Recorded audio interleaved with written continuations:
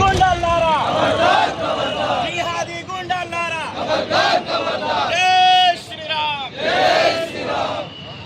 ఈ దేశంలో ఉండాలంటే, ఈ దేశంలో ఉండాలంటే భారత్ మాతా కీ జై, భారత్ మాతా కీ జై. కాశ్మీర్లో మరణించినటువంటి అమరుల కోసం మనము 2 నిమిషాలు ఇక్కడే మౌనంగా నివాళులు అర్పిస్తాము. అందరూ కూడా నిశ్శబ్దంగా నివాళులు అర్పిస్తాము. నిన్నటి రోజున జమ్మూ కాశ్మీర్ లో పర్యటనకు వెళ్ళినటువంటి టూరిస్టులని, మన హిందువులని 30 మందిని అతి కిరాతకంగా జిహాదీ ఉగ్రవాద మూకలు హత్య చేయడం జరిగింది.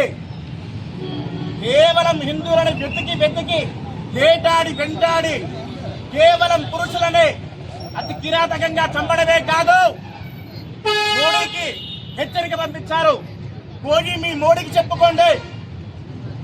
అంటే మన దేశంలో మన హిందువుల పరిస్థితి ఇంత దయనీయంగా తయారైంది.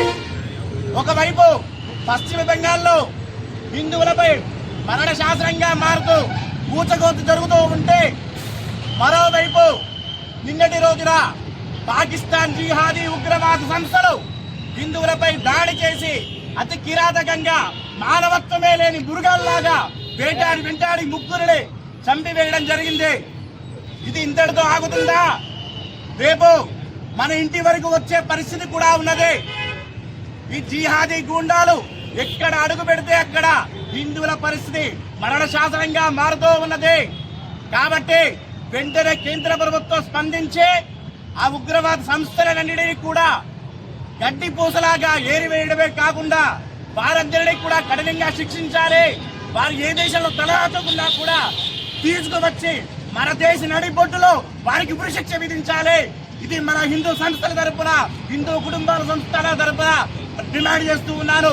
అంతేకాదు, ఇలాంటి తీవ్రవాద సంస్థలు ఏ దేశంలో ఉన్నా కూడా ఊరుకునేది లేదు. ఈ జిహాదీ మూగలు ఏ ప్రాంతంలో అడుగుపెట్టినా కూడా ఊరుకునేది లేదు. తరిమి కొడతాం. అందుకు హిందువులందరూ కూడా సిద్ధంగా ఉన్నారు, సంఘటితమై పోరాడడానికి సిద్ధంగా ఉన్నారు. ఈ జిహాదీ మూగలందరికీ కూడా హెచ్చరిక జారీ చేస్తూ ఉన్నాం. జిహాదీ మూగల్లారా, ఇక మీ ఆటలు సాగవు. హిందువులందరూ కూడా మీ అందం చూసే సమయం ఆసనమైంది.